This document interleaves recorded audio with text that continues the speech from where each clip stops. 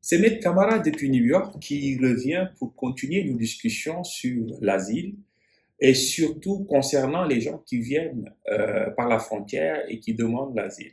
On avait promis et ça dit qu'on viendra aux gens, par exemple, qui sont venus par avion et qui ont fait leur comment dire, asile, leur demande d'asile affirmative. La loi, c'est la même, c'est juste la procédure et on a promis, comment dirais-je, avant, pour ne pas créer de confusion, on fera une vidéo là-dessus pour édifier parce que la procédure est différente.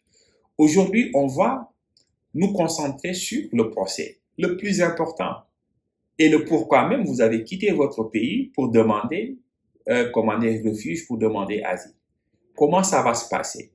On a décrit un peu, tu vois. Mais aujourd'hui, on va se concentrer sur comment ça va se passer, les conseils pratiques et ce qu'il faut éviter et le comportement à faire, à avoir.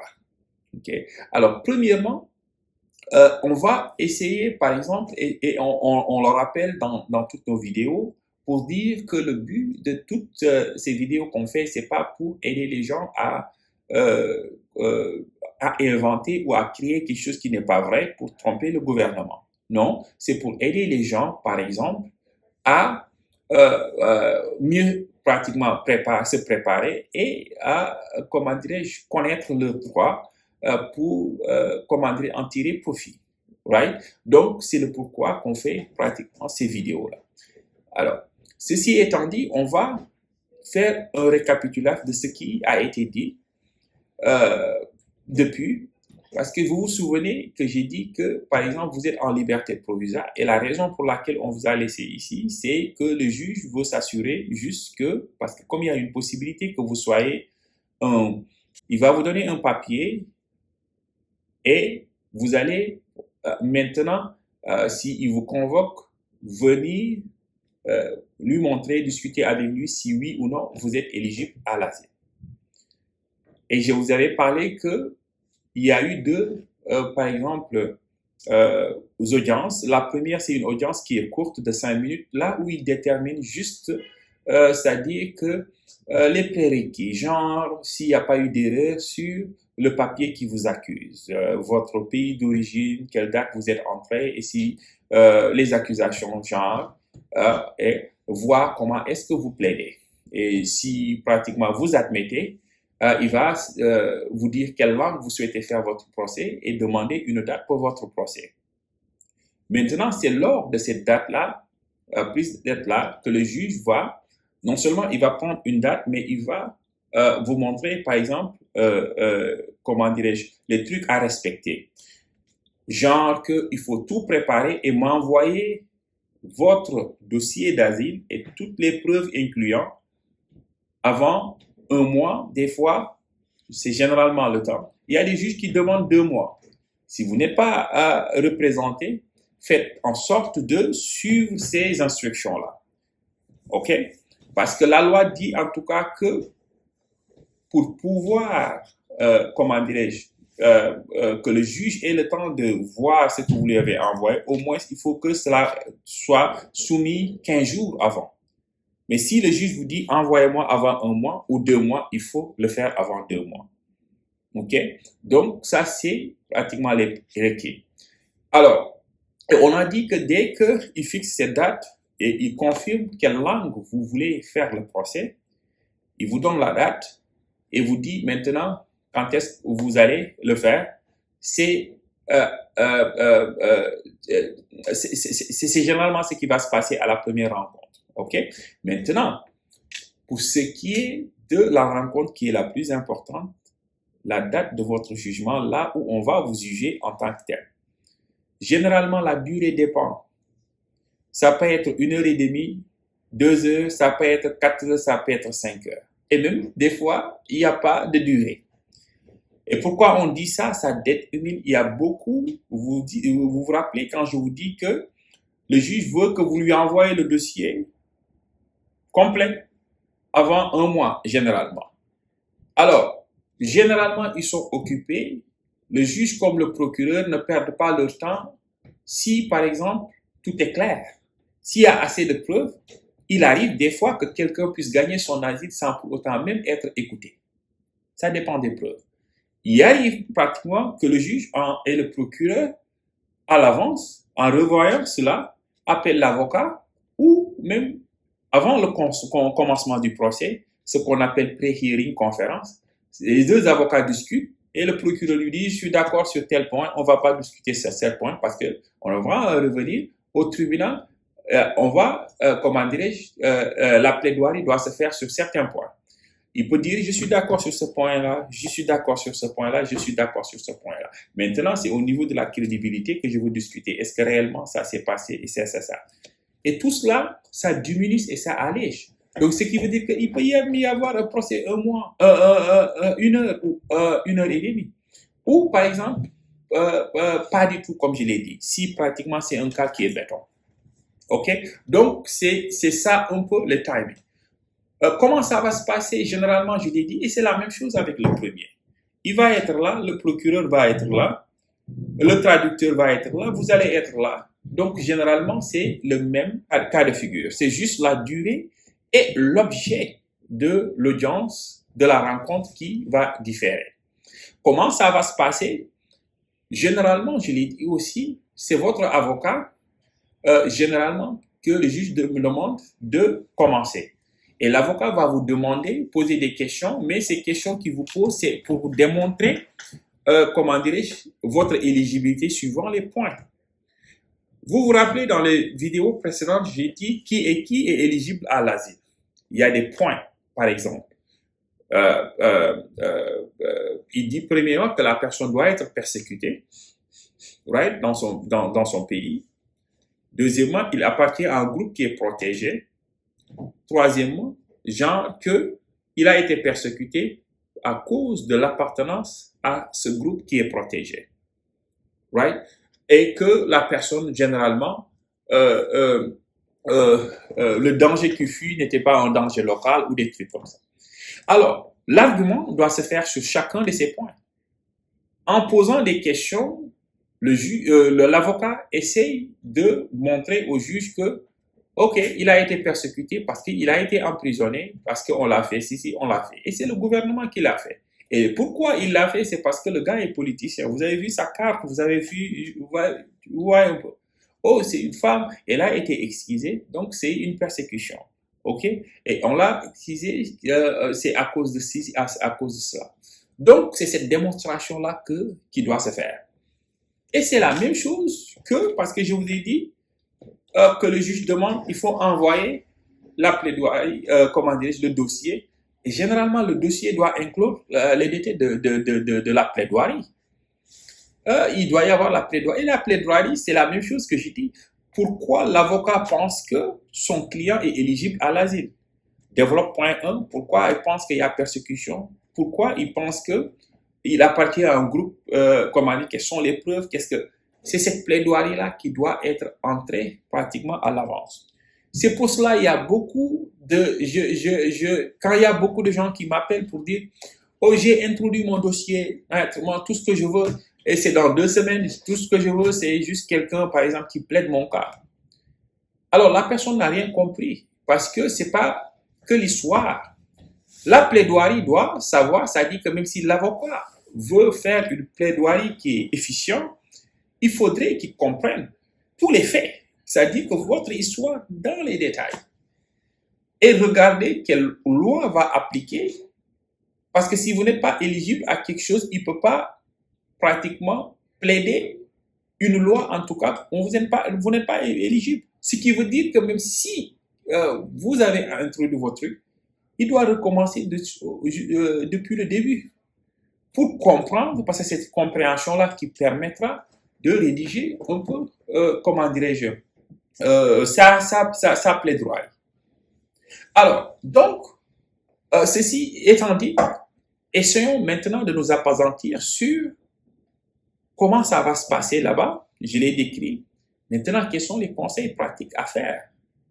Vous avez traversé pour venir ici. La route n'a pas été facile. C'est pour un but, parce que vous avez dit que vous avez été persécuté dans votre pays. Alors, donc, pendant tout ce trajet-là, ce voyage-là, c'était destiné à une chose, avoir les papiers, avoir le refuge dans ce pays-là. Et c'est ce jour-là que vous aurez l'opportunité de prouver votre cas. Vous voyez un peu l'importance de ce jour-là. Alors, et c'est ce jour-là que le juge soit va vous donner, ou il va vous dire non, je ne vous donne pas. Ou essayer de trouver quelque chose d'autre. Alors donc, il est très important, il est très important que vous vous préparez en conséquence. Parce que vous n'aurez pas une deuxième chance. Si vous dites oui, non, vous pouvez faire appel. Tu vois? Alors, appel, ça ne garantit pas, ça devient plus difficile si vous faites appel. Alors, appel généralement, si le juge s'est trompé et qu'il a fait une analyse qui n'est pas correcte. Mais si l'erreur vient de vous et que vous ne vous êtes pas préparé en conséquence, là, c'est un peu, vous avez gâché vos chances. Alors, c'est pour cela qu'on évite, et c'est très important, la préparation. Et cette préparation-là, c'est surtout pour ceux qui n'ont pas d'avocat. Parce que ces vidéos-là sont destinées surtout à cela. Les gens, parce que tout le monde n'a pas la chance de trouver un avocat, si vous êtes parmi ceux qui, par exemple, sont obligés de se défendre eux-mêmes, la connaissance de la loi peut aider et la compréhension et savoir comment ça se passe. Parce que j'ai dit que quelqu'un qui ne comprend pas comment ça se passe là-bas, et généralement, c'est des trucs qu'on n'entend pas très souvent parce que les gens n'en parlent pas. Ceux qui ont déjà traversé et qui ont été au tribunal avant le juge, ils ne vont pas en parler. Et s'ils en parlent, le cas peut être différent avec les autres. Alors, en parler aujourd'hui, ça donne une idée et ça facilite un peu la préparation pour que ce jour-là, vous ne soyez pas déboussolé, que vous compreniez et c'est ça qui va se passer et que vous vous préparez en conséquence. Alors, la préparation, c'est très important. Quand je dis préparation, c'est que vous racontez des choses qui se sont passées peut-être une année ou même des années ou des mois à l'avance. La mémoire peut poser des problèmes. Vous pouvez oublier et surtout sur les dates. C'est pour cela qu'il est important toujours pour la personne d'avoir un carnet pour marquer. Allez, vous allez me dire non, si c'est réellement arrivé, vous ne pouvez pas. Non, toutes les personnes ne sont pas pareilles. Il y a des personnes, même, tu leur demandes qu'est-ce que tu as mangé en dîner, comment dirais-je, la nuit passée, ils ne peuvent pas te dire. Ou ils vont hésiter un peu. Alors, si tu te connais, il y a une préparation que tu dois faire. Tu y es ton carnet. Il y a un timeline là où tu sais à telle date j'étais à tel endroit, telle date j'étais à tel endroit, telle date j'étais à telle date et j'étais en tel endroit. Et à l'avance, même si tu as un avocat, fais toujours en sorte d'avoir ton histoire ou l'histoire qu'on a envoyée. Si, en relisant l'histoire, même si tu ne comprends pas l'anglais, demande la traduction. En lisant l'histoire, s'il y a une erreur, ce n'est pas la fin du monde. C'est pas la fin du monde. Parce que n'oublie pas, le juge t'a donné la date pour tout envoyer. Et même si tu es envoyé, même devant le tribunal, avant de commencer, on peut encore rectifier certains trucs. Mais c'est bien et toujours mieux de rectifier avant que les questions commencent. Parce que tu as plus de crédibilité si c'est une erreur. Et cette erreur-là, il faut t'en rendre compte toi-même en regardant ta copie.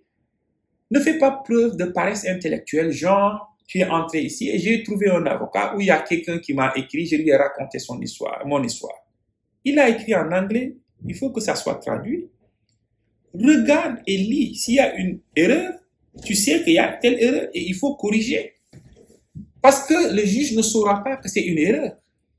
À moins que tu lui dises que c'est une erreur. Si c'est corrigé, c'est OK.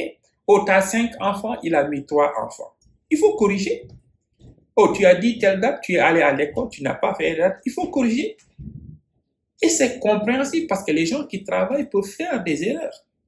Et pire, ce qu'on a vu, c'est-à-dire que quelqu'un qui vient nous dire oh, moi là, c'est les organisations ou c'est telle personne-là qui a écrit, mais je lui ai pas dit ça. Ou c'est ça que je lui ai dit, mais il a mal interprété. C'est pas la fin du monde. Mais si tu parviens à corriger à temps. Si tu parviens à corriger à temps. Alors, il n'y a pas d'excuse si tu atterris devant le juge et il te lit tes propos et que tu n'as absolument aucune idée et où tu te dis que, oh ça, c'est, ou je l'ai pas. Il n'y a pas plus inconscient que ça. Donc ça, c'est dans le domaine de la préparation. Et vous vous rappelez, je vous avais dit, la page 4, là, ça doit miroiter un peu avec ce que vous racontez. Vous ne pouvez pas dire que j'ai quitté, on m'a agressé et j'ai quitté en 2000, ma première année en 2010, et maintenant raconter, dire que c'est en 2018 ou 2015. Si les dates ne sont pas, ça a l'air de quelque chose qu'on a fabriqué. Et je sais que nous, qui faisons ce travail-là, on sait qu'il y a beaucoup de gens qui disent la vérité, mais qui se sont trompés sur des dates. Et c'est ces dates-là qui se sont trompés, c'est parce qu'ils n'ont pas fait l'effort de se préparer en conséquence. Et les conséquences sont inéluctables. Et c'est des erreurs qui pouvaient être. C'est d'où l'importance de la préparation.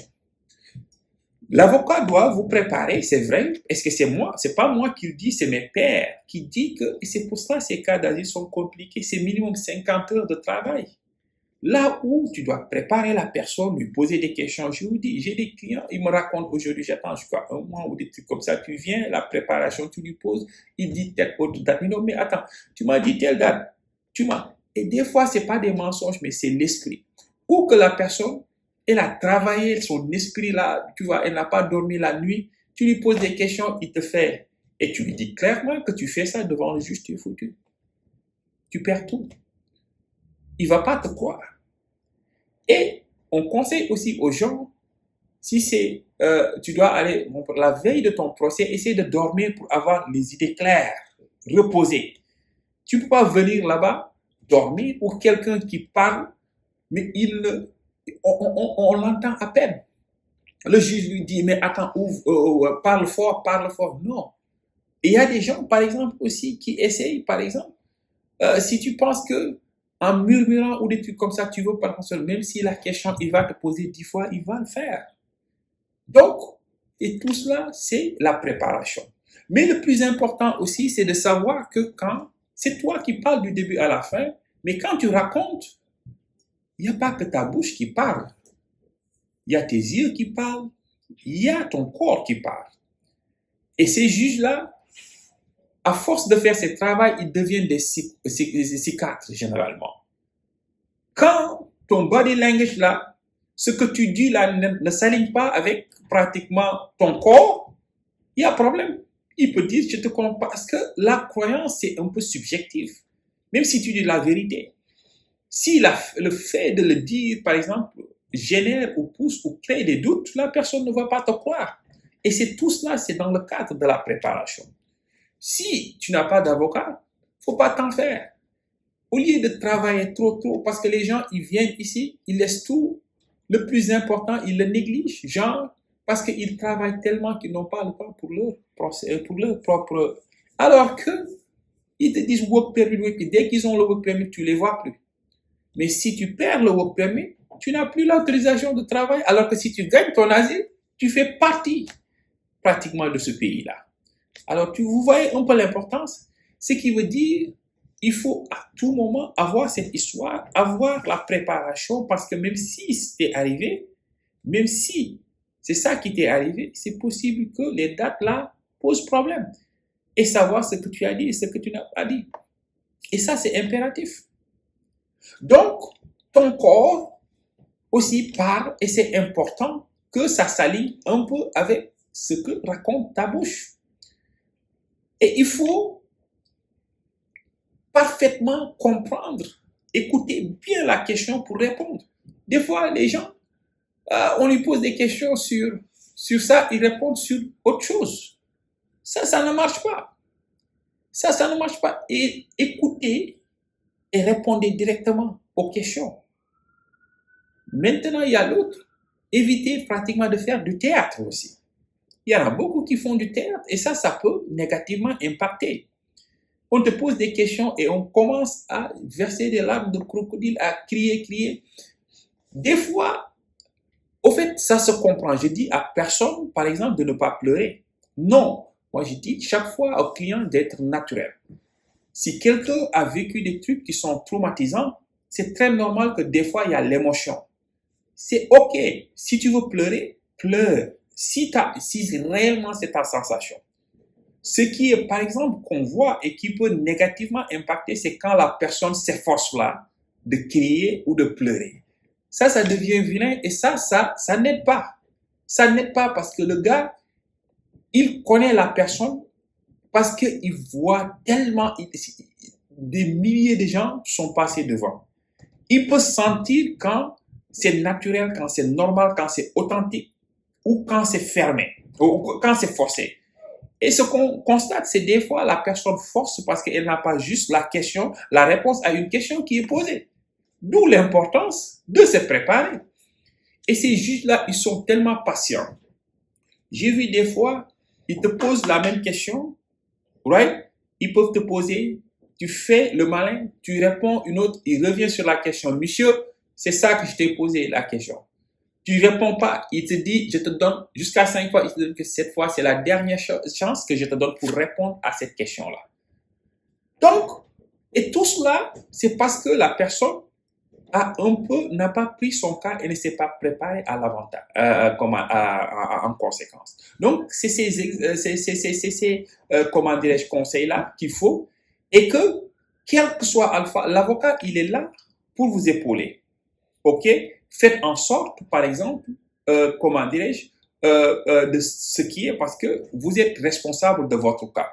Et il y a un autre truc aussi pour ce qui est avant, parce que avant, j'ai mentionné le fait de, le juge vous a dit, il faut envoyer le dossier.